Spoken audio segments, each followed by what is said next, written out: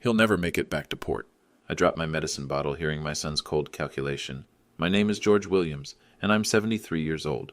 For the past year, I've been pretending to have Alzheimer's disease to test my family's loyalty. But I just discovered my son David has been planning to make me disappear permanently on what he calls a gift cruise. The cruise brochure on their coffee table wasn't for a vacation. It was for a one-way trip I'd never return from. David's voice was shaking as he told his wife Nancy, "The insurance will cover everything once he's gone." I should have walked away, should have confronted them immediately. But instead, I did what any retired lawyer would do. I started gathering evidence. My coffee mug trembled in my hands as I shuffled back toward my bedroom, letting them think I'd heard nothing. "Dad, are you okay back there?" David called out sweetly. "Just fine, son, just fine." The next morning, I acted more confused than usual. David and Nancy watched me like hawks, their fake concern thicker than honey. I let my reading glasses slip down my nose, squinting at the newspaper. I palmed my morning pills instead of swallowing them. I photographed documents when they weren't looking. "Dad, you forgot your medicine again," Nancy said, her voice dripping with false sweetness. "I'm just tired, sweetheart. So tired. But my mind was razor sharp. I found medical cruise specialists in David's browser history, websites about dignified end-of-life care at sea, forums discussing how ocean accidents happen to elderly passengers. David had researched everything: international waters, no jurisdiction issues, insurance payouts for accidental deaths. My own son had planned my murder down to the last detail. Nancy's cheap perfume made my stomach turn as she fussed over my forgotten pills. David's palms left sweat marks on every document he touched. They thought they were so careful, so clever. They had no idea they were dealing with a man who'd spent 40 years building legal cases, who knew how to document evidence, who understood that the best defense is a perfect offense. I needed to know more. How deep did this go? How long had they been planning this? "We should book the cruise soon," Nancy whispered to David. "While he's still manageable." They threw me a birthday party 3 days later, a celebration of my 73rd year, and unknowingly what they believed would be my last. The living room filled with relatives I barely saw anymore, cousins, nephews, David's work friends. Everyone gathered to witness David's generous gift to his poor, declining father. I played my part perfectly, confused about names, uncertain about dates, grateful but bewildered by their attention. Nancy positioned her phone to record everything. Evidence for later, I realized. Proof that I was mentally incompetent when David made his generous offer. The birthday cake sat untouched on the coffee table. Chocolate with white frosting.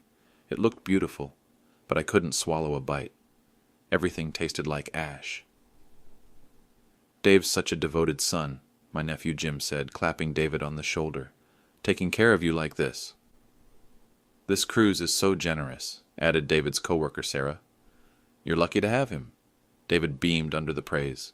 He pulled out the cruise tickets with a flourish, waving them for everyone to see. "It's a Mediterranean cruise, Dad.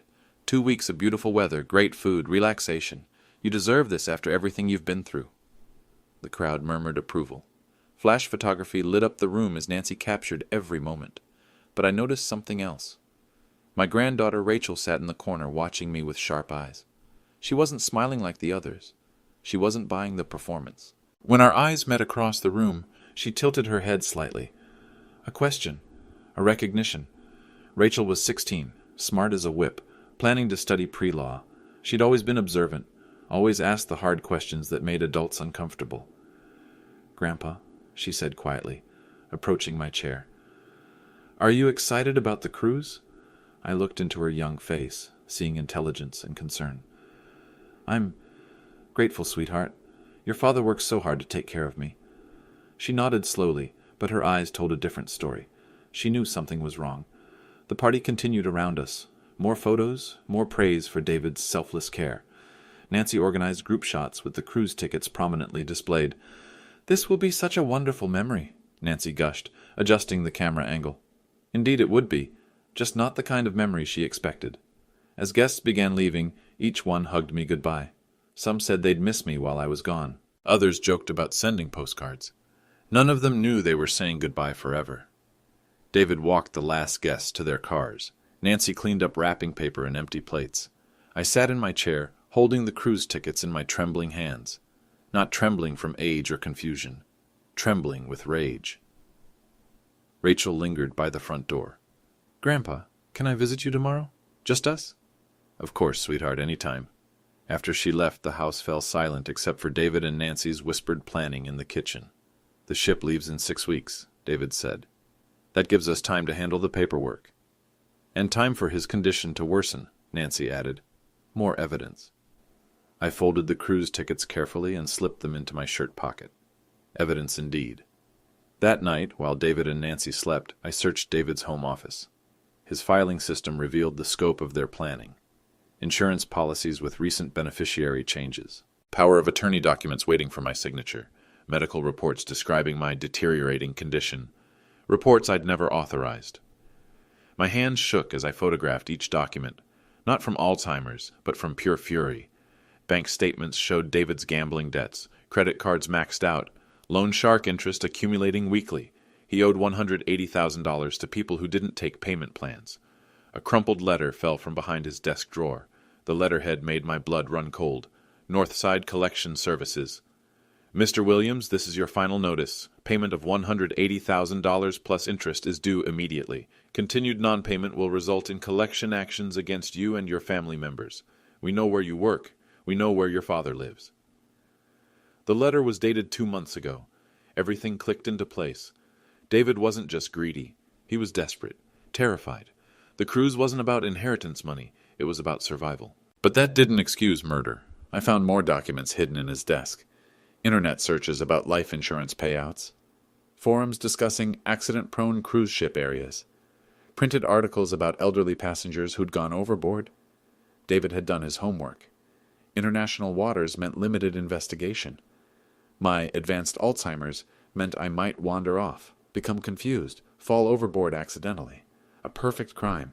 I photographed everything. The threatening letters, the gambling debts, the falsified medical reports, the insurance policy changes. 40 years of legal practice had taught me one thing: document everything, build an airtight case, present facts, not emotions. But I found something else that broke my heart. Hidden behind family photos was David's journal.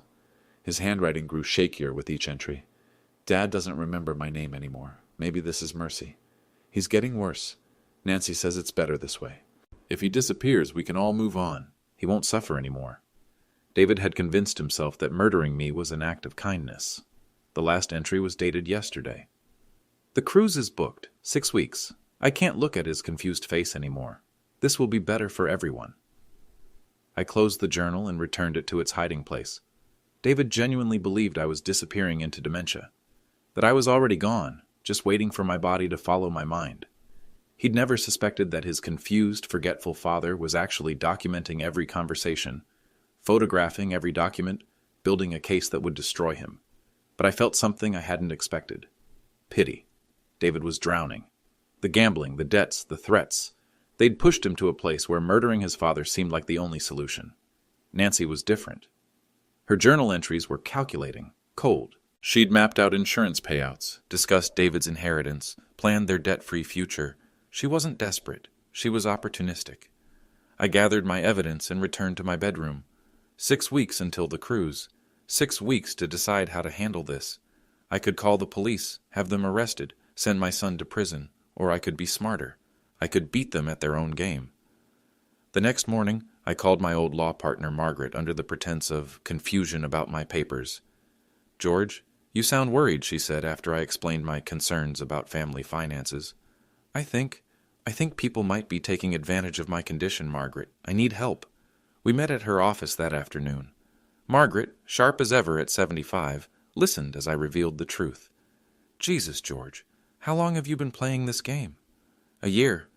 I wanted to test their loyalty. I never imagined—" "You never imagined they'd plan to kill you," she finished. "What do you want to do?" I spread David's documents across her conference table. The gambling debts, the insurance forms, the cruise bookings. I want to protect myself legally, build a case. If something happens to me, I want them prosecuted. Margaret studied the evidence with professional detachment. This is elder abuse, insurance fraud, conspiracy to commit murder. David's looking at 25 to life. Nancy's an accessory. I know, but I need more than evidence. I need protection. We spent 3 hours developing my strategy. First, revoke all powers of attorney. David couldn't make legal decisions for me anymore. Second, update my will. Everything would go to Rachel and selected charities. David would receive nothing. Third, establish an irrevocable trust. My assets would be protected even if I became truly incapacitated. Fourth, document everything. Hidden cameras, audio recordings, photographic evidence. If they follow through with this cruise plan, Margaret said, we'll have them cold. What if they change their minds? Cancel the cruise? Then you've protected yourself from financial abuse. Either way, you win. Margaret's secretary notarized each document. I signed papers with my father's old fountain pen, the one he'd used to build his legal practice 60 years ago. Each signature felt like armor. Each page created a legal fortress around my life and assets. There's one more thing, Margaret said. Personal protection. If David gets desperate enough to kill you, he might not wait for the cruise. I've thought of that. I'm changing the locks, upgrading security, creating paper trails everywhere I go. Smart. And George? Stop playing the Alzheimer's patient. You're sharper than most lawyers half your age. I tore up an old family photo on my way out. David, Nancy, and me at last year's Christmas dinner. Everyone smiling. Everyone pretending. The photo felt symbolic. That family was already dead. Now I was just making it official. Margaret walked me to my car. When do you plan to confront them? When I'm ready. When all the pieces are in place. And if they come after you before then? They won't. They need me alive and cooperative for 6 more weeks. After that won't be their decision anymore. I drove home with a briefcase full of legal documents, powers of attorney, trust agreements, updated wills, insurance changes. David and Nancy thought they were playing chess. They didn't realize I'd been playing for 40 years longer. That evening, David asked about my doctor appointment. Just routine paperwork, son. Nothing important. Did you remember to take your pills?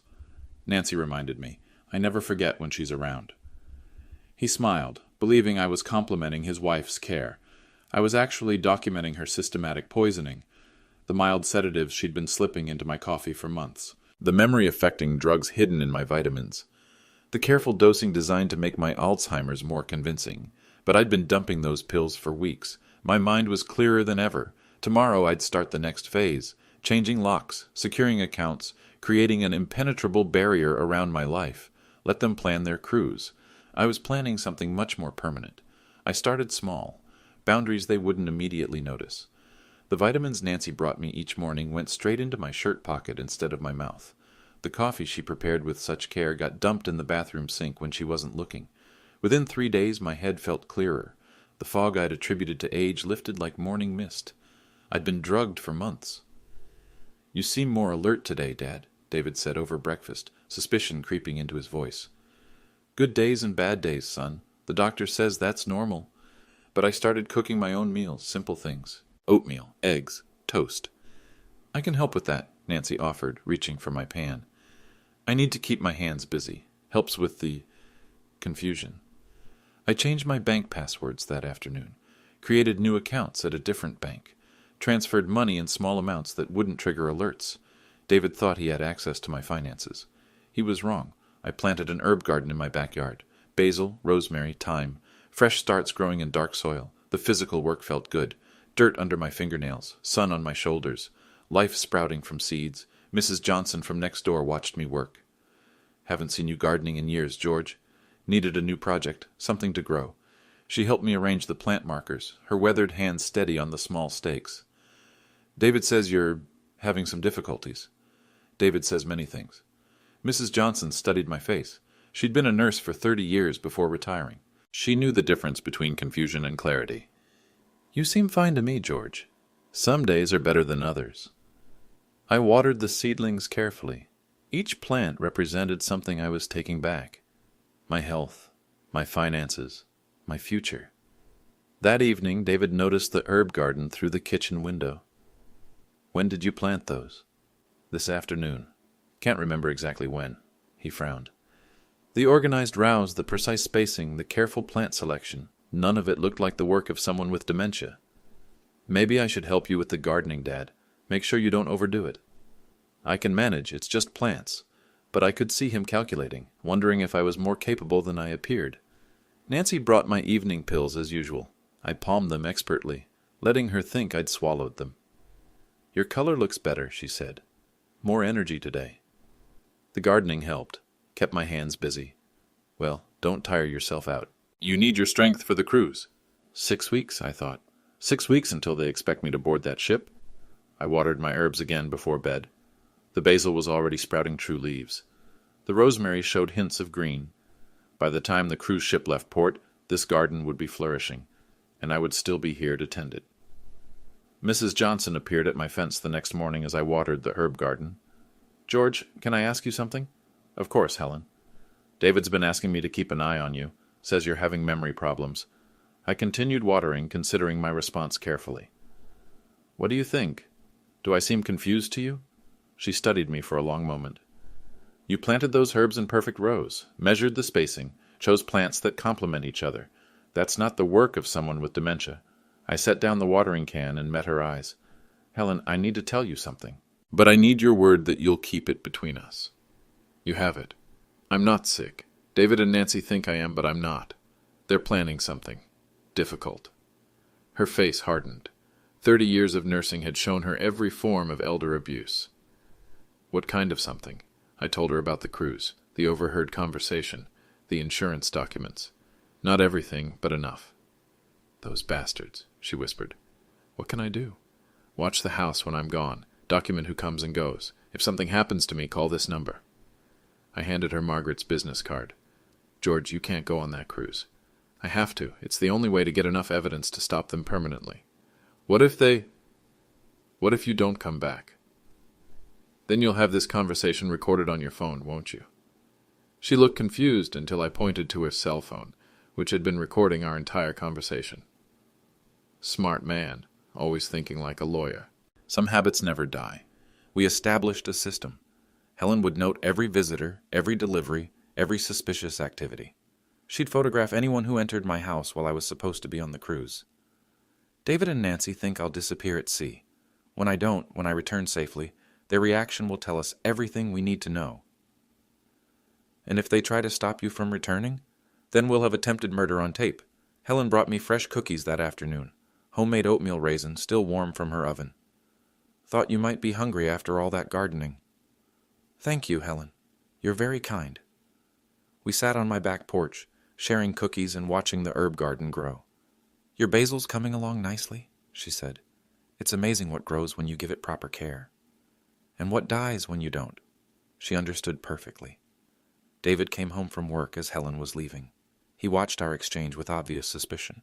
What did Mrs. Johnson want? She brought cookies. We talked about gardening. You seem to have a long conversation. She's lonely. Her husband died last year. Right. Well, try not to bother the neighbors, Dad. We don't want them to worry about you. I'll be more careful, son. But Helen wasn't a neighbor anymore. She was an ally. Margaret and I spent the next week building my legal fortress, piece by piece. First, the power of attorney revocation. I signed the documents at her office with 2 witnesses and a notary present. This revokes all previous authorizations, Margaret explained as I signed. David no longer has any legal authority over your affairs. The ink felt permanent under my pen. Final. Next, the new will. Everything reorganized to protect what mattered most. Your estate will go primarily to Rachel's education fund, with smaller amounts to charities. David receives nothing. What about Nancy? Nancy was never in your original will. She remains absent from this one. I signed each page deliberately. My father's fountain pen scratched across the legal papers, sealing David's financial future, or lack thereof. The trust documents came next. Irrevocable, unbreakable, designed to protect my assets even if I became truly incapacitated. If something happens to you, Margaret said, Rachel becomes the trust beneficiary at age 25. Until then, the assets are managed by the bank. And if David challenges it, he can try, but you're clearly competent, the documents are properly witnessed, and he has no legal standing. We moved to the bank afterward, new accounts, different institution, requiring 2 signatures for any transaction. The vault door closed with a satisfying thunk as I placed copies of all documents in my safety deposit box. Sir, the bank officer said, these require special handling. Should anything happen to you, these instructions will be followed exactly. Thank you. That's exactly what I want. Margaret and I sat in her car afterward, reviewing our work. You've built a legal wall around yourself, George. David can't touch your assets, can't make medical decisions, can't inherit anything. What about the criminal case? If they follow through with the Cruz plan, we'll have conspiracy, attempted murder, elder abuse, insurance fraud, multiple felonies. And if they back down, then you've protected yourself from financial abuse and can live peacefully. I studied the bank receipt in my hands, account numbers, signature cards, security protocols. There's one more thing I need, Margaret. What's that? If I disappear, if something happens to me before the cruise, I want this to trigger automatically. Police investigation, frozen assets, immediate arrest warrants. Consider it done. We drove back to my house in comfortable silence. The legal machinery was now in motion, unstoppable as a freight train. David's car was in my driveway when we arrived. "Want me to come in?" Margaret asked. "No, let me handle this alone." David met me at the front door, his face tight with suspicion. "Where were you, Dad?" "I was worried." "Doctor's appointment. Just routine." "You were gone for 4 hours. They had to run tests. You know how hospitals are." He didn't believe me, but he couldn't prove anything. "Dad, maybe I should start coming to your appointments with you, help you remember what the doctors say." "That's very thoughtful, son, but I can manage." "Are you sure? You seem different lately." "Different how?" "More alert, more like your old self." I smiled sadly. "Good days and bad days, David. The doctors say that's normal." But I could see the wheels turning in his head. He was starting to wonder if his confused, helpless father was more aware than he appeared. That evening I heard him talking to Nancy in the kitchen. "Something's changed," he said. "He's not as confused as he was. Alzheimer's has good days and bad days. This feels different, more deliberate. You're being paranoid. Stick to the plan." I watered my herb garden in the growing dusk. The plants were stronger now, more established, like my legal protections. 6 weeks until the cruise.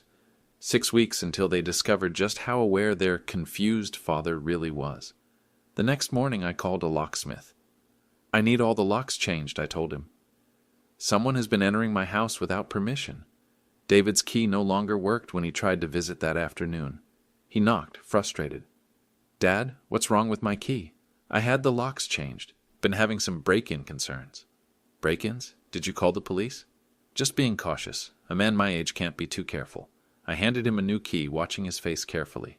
"Here's your copy. Try not to lose it." He pocketed the key, but I could see him calculating, wondering what else I might have changed.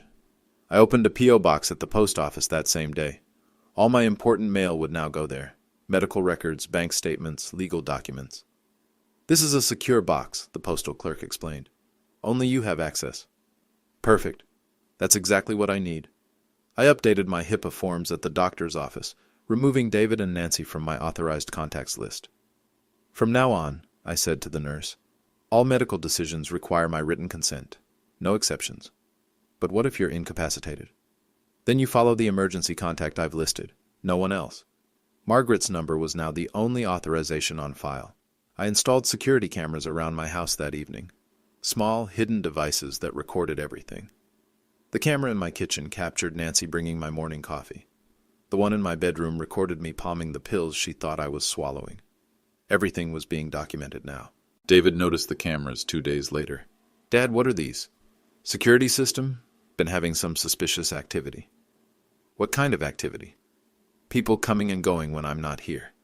Things moved around. It wasn't entirely a lie. They had been coming and going, searching through my papers, planning my disappearance. "Maybe you just forgot where you put things." "Maybe, but the cameras helped me remember." I could see him wondering what those cameras had already recorded. That afternoon, I updated my emergency contacts everywhere. The hospital, my doctor's office, the bank, the insurance company.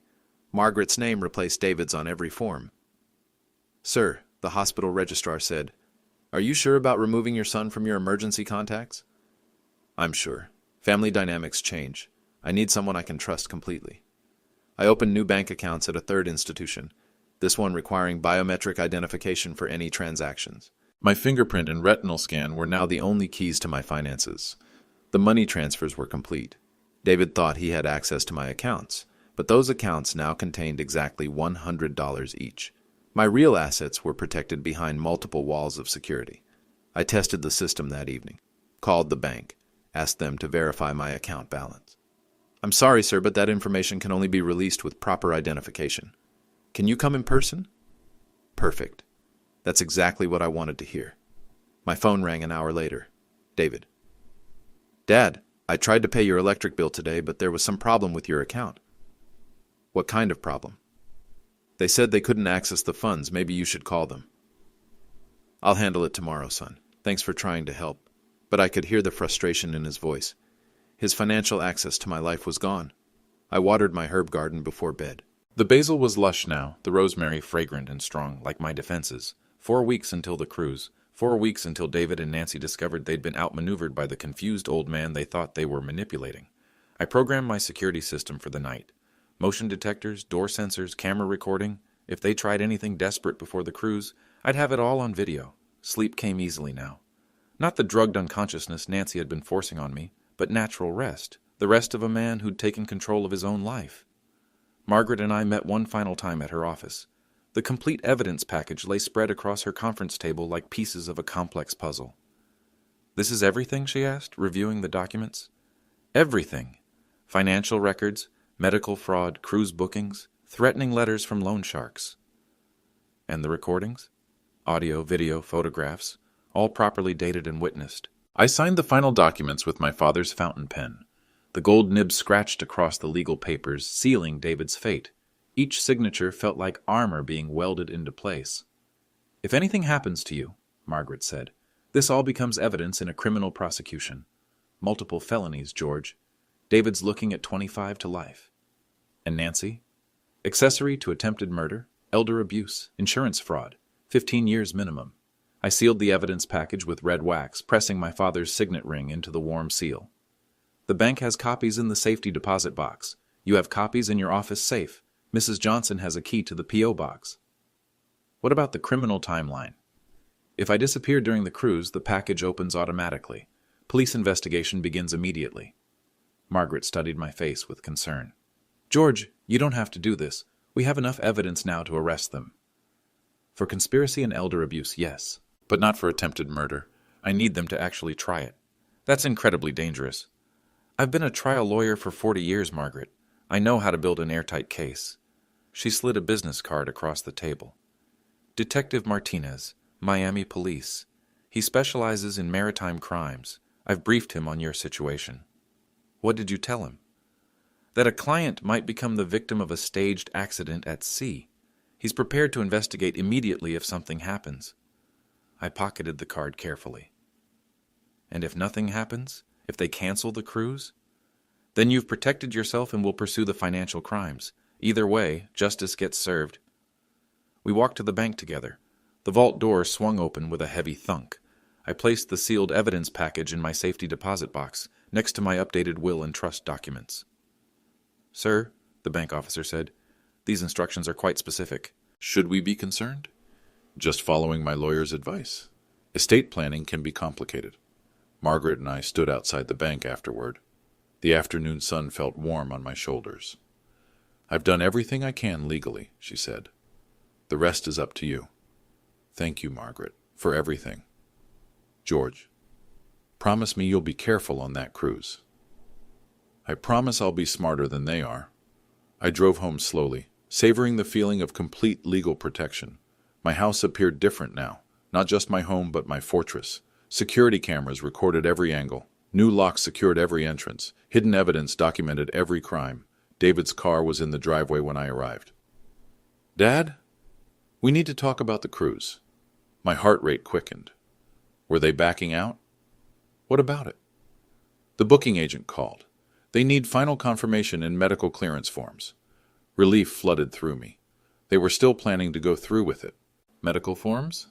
"Just routine stuff, proving you're healthy enough to travel." Nancy appeared from the kitchen, holding a stack of papers. "I've filled out most of it, George. Just need your signature."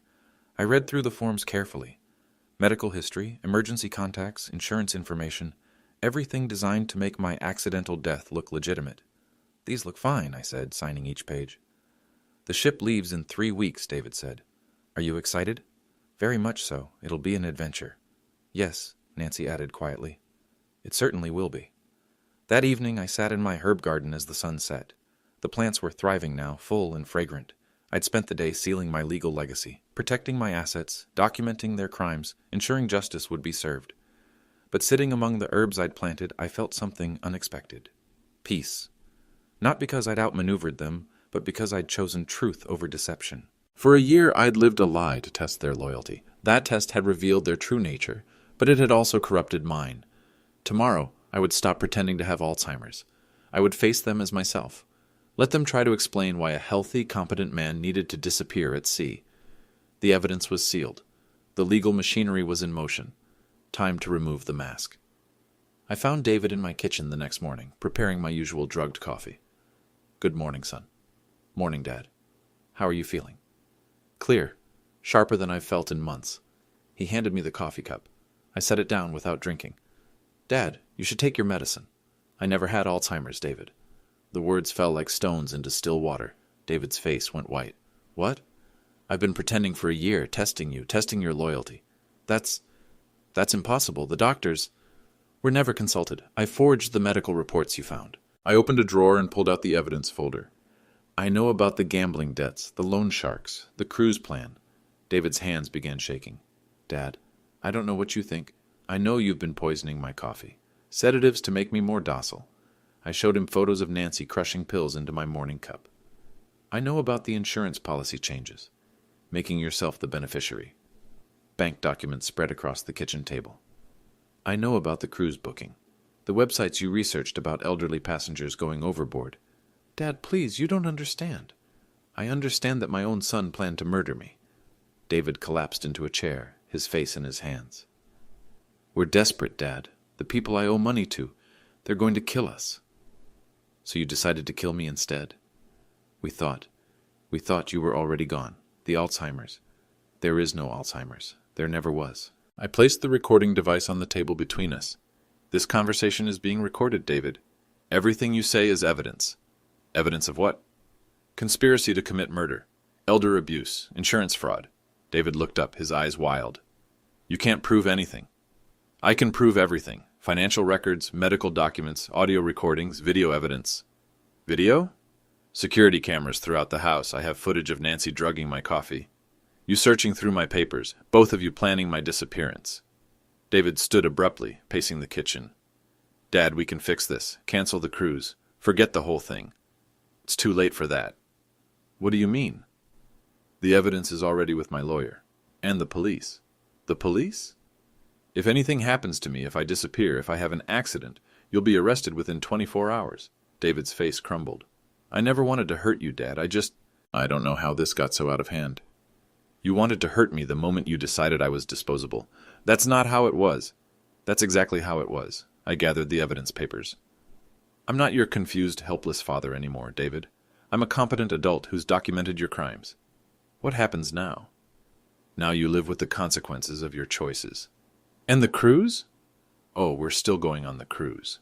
David's eyes widened. "What?" "I want to see how far you're willing to go. I want the attempted murder charge." "Dad, no. Please. You made your choice, David. Now I'm making mine." I walked toward my bedroom, leaving him sitting in the kitchen with the evidence of his betrayal spread across the table. "I never had Alzheimer's," I called back to him. "But I wish I could forget what you planned to do to me." Nancy arrived an hour later, her heels clicking sharply across my kitchen floor. "David called me," she said without preamble. "He's having some kind of breakdown." "Good morning to you too, Nancy." "Cut the confused old man act, George. David told me everything." I smiled calmly. "Then you know I've been documenting your crimes for months." "We haven't committed any crimes." I placed her journal on the table. Her neat handwriting filled every page with calculations about insurance payouts and inheritance schedules. "George's life insurance will pay $2 million, plus the house value and retirement accounts, we're looking at $4 million total." Nancy's face tightened. "That's just planning, financial planning. If George has an accident during the cruise, there's no investigation period. International waters mean quick payouts." "You had no right to read my private journal." "You had no right to plan my murder." I opened another folder. "Video evidence of you drugging my coffee. Audio recordings of you discussing my accident. Financial records showing you've been stealing from my accounts." "Those accounts were opened in David's name, with forged power of attorney documents. That's identity theft and fraud." Nancy sat down hard, her composure finally cracking. We're in debt, George. Serious debt to dangerous people. I know about the loan sharks. I've seen their threats. Then you understand why we had to do something. I understand why you're desperate. I don't understand why murder seemed like the solution. You were disappearing anyway. The Alzheimer's was taking you away piece by piece. There is no Alzheimer's, Nancy. There never was. She stared at me. That's impossible. I've been testing you, both of you, to see what you'd do when you thought I was vulnerable. Testing us? And you failed. Spectacularly. Nancy's mask slipped completely. Her voice turned cold, calculating. So what now? You turn us in, destroy your own family? I didn't destroy this family, Nancy. You did. David will go to prison. David made his choice when he decided to kill me. And what about Rachel? You'll orphan your own granddaughter? Rachel will be fine. She'll be better off without parents who think murder is acceptable. I stood up, indicating the conversation was over. I didn't choose to exclude you from my life, Nancy. I chose to protect myself from people who wanted me dead. This isn't over, George. Yes, it is. You're no longer welcome in this house. I held out my hand. House keys, both sets. Nancy reluctantly handed over the keys. David will fight this. David can try, but the evidence is overwhelming. She walked to the door, then turned back. You're making a mistake. No, Nancy. The mistake was thinking I was helpless. After she left, I changed the alarm codes and updated the security system. The house felt cleaner somehow, lighter. 2 weeks until the cruise. 2 weeks until they discovered just how thoroughly they'd been outmaneuvered. Rachel knocked on my door that evening. Alone, just as I'd hoped. Hi, Grandpa, can we talk? Of course, sweetheart, come in. She sat across from me in the living room, her young face serious and concerned. Dad's been acting really weird. Mom, too. They keep whispering and looking upset. What kind of weird? Scared weird, like they're in trouble. I studied my granddaughter carefully. 16 years old, intelligent, observant. She deserved the truth. Rachel, I need to tell you something important, but I need your promise that you'll listen to everything before you react. Okay. For the past year, I've been pretending to have Alzheimer's disease. Her eyes widened. Pretending? Why? To test your parents, to see how they'd treat me when they thought I was vulnerable. And they failed the test, badly. I pulled out the evidence folder. Your father owes money to dangerous people, a lot of money. Your parents decided the solution was to kill me and collect my life insurance. Rachel's face went pale. Kill you? That's crazy. They booked a cruise, planned to make it look like I fell overboard accidentally. I showed her the documents, the cruise booking, the insurance forms, the medical reports. But they love you. Dad always talks about taking care of you. People do terrible things when they're desperate, sweetheart. Rachel studied the papers with the same careful attention she brought to her schoolwork. This is all real? Unfortunately, yes. What happens now? That depends on you. On me? I want to give you a choice. You can continue having a relationship with your parents, pretending none of this happened, or you can choose to have a relationship with me based on complete honesty. But not both? Not both. I won't pretend anymore, Rachel. I won't lie about who I am or what happened. She was quiet for a long time, processing everything. If I choose you, what happens to Mom and Dad? They'll likely go to prison. The evidence is overwhelming. And if I choose them, then you'll never see me again. I can't be around people who tried to kill me, even if they're family. Rachel stood up and walked to the window, looking out at my herb garden. You planted those herbs after you found out, didn't you? How did you know? Because you're not confused. You never were. The spacing is too perfect, the plant selection too smart. She turned back to me. I've been watching you, Grandpa. At family gatherings, when you seemed confused, your eyes were always alert, always watching. What else did you notice? Mom bringing you pills you didn't need. Dad going through your mail when you weren't looking. Both of them talking about money all the time. And what did you think? I thought something was wrong. But I never imagined murder. Rachel sat back down, her face determined. I choose you, Grandpa. I choose the truth. Even if it means your parents go to prison? They chose prison when they chose murder. Relief flooded through me. There are conditions, Rachel. No more lies between us, no pretending. If you ask me a question, I'll give you an honest answer. Even if the answer hurts? Especially then. Deal. We shook hands solemnly. What happens next? Your parents still think they're going through with their plan. I'm going to let them try. The cruise? I need them to actually attempt murder before I can have them arrested for it. That's dangerous. Not as dangerous as they think. I've got backup plans, evidence packages, police contacts. I'll be protected. And after? After, we start building a real relationship. One based on truth instead of games. Rachel hugged me carefully. I love you, Grandpa, the real you. I love you too, sweetheart. More than you know. As she walked to the door, she turned back. Grandpa, what should I tell Mom and Dad? Tell them whatever feels right, but remember, no more lies between us. No more lies. After she left, I sat in my herb garden in the growing darkness. One relationship saved. One piece of family worth preserving. It would have to be enough. The next 2 weeks passed quickly. I established new routines, new patterns, new ways of living that reflected who I really was. Every morning I expanded my herb garden, oregano, sage, cilantro. The small plot grew into something beautiful and productive. Mrs. Johnson helped me build raised beds for better drainage. These herbs will feed you for years, she said, patting soil around a new thyme plant. That's the idea. Sustainability. More than just the herbs, I think. She was right. I was building a sustainable life, one based on truth, not deception. I volunteered at the legal aid clinic 3 afternoons a week, young lawyers seeking advice on complex cases. Mr. Williams, they'd say, this elder abuse case is challenging. What would you recommend? Document everything. Build an airtight case. Protect the victim first. Prosecute second. That's good advice. Experience teaches hard lessons. I established a scholarship fund in Rachel's name, money for students pursuing pre-law education. We want to help young people understand justice, I told the university administrator. That's very generous. Justice delayed is justice denied. Better to start early. The paperwork felt satisfying. Money diverted from David's expected inheritance, now serving a higher purpose. I made one more donation that surprised everyone, including myself. A check to the Gambling Addiction Recovery Center where David would likely be referred after his arrest. This is for treatment programs, I told the director.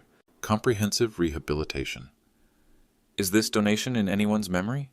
In hope. In hope that people can change. The director looked puzzled but grateful. I didn't explain that the money was specifically for my son. David would need help dealing with his addiction after he got out of prison. If he got out of prison. My evenings were spent in the garden, tending plants and thinking about the future. Rachel visited twice a week now, real conversations about college plans, career goals, family history. Tell me about Dad when he was young, she asked one evening. He was brilliant, ambitious, always wanted to help people. What changed? Fear, I think. Fear of not being successful enough, not making enough money. Fear made him vulnerable to bad choices. Do you forgive him? I don't know yet. Ask me after the trial. We harvested herbs together. Fresh basil for pasta. Rosemary for roasted vegetables. Thyme for everything. These taste different from store-bought, Rachel said. Because they're grown with intention. With care. Like relationships? Exactly like relationships. The cruise departure was now 1 week away. David had become increasingly agitated, suspicious of my improved mental state. Dad, maybe we should cancel the cruise. You seem different. Different how? Too sharp, too aware? I'm having a good week. The doctors say that's normal. This doesn't feel normal. What feels normal, David? Planning your father's murder? He went pale. I never said anything about murder. You didn't have to, but I could see him calculating, wondering how much I really knew, how much I remembered. Nancy had become openly hostile, no longer bothering with fake sweetness. This cruise better be worth it, she muttered, thinking I couldn't hear. It will be, I replied. More than you know. She spun around, startled. What did you say? I said I'm looking forward to it. But her eyes narrowed. She knew something had changed. The night before departure, I sat in my garden one last time. The herbs were thriving. Lush, fragrant, productive. Like the new life I was building. Tomorrow would bring the final test. David and Nancy's last chance to prove they were capable of murder. I watered each plant carefully, speaking to them softly. Take care of each other while I'm gone. I'll be back to tend you soon. The garden would wait for me. Unlike my son and daughter-in-law, the plants knew how to be patient. 6 months later, I sat in my expanded garden, reading the newspaper in the morning sunshine. The trial had ended 3 weeks ago. David, 22 years for conspiracy to commit murder and elder abuse. Nancy, 18 years for accessory charges and financial fraud.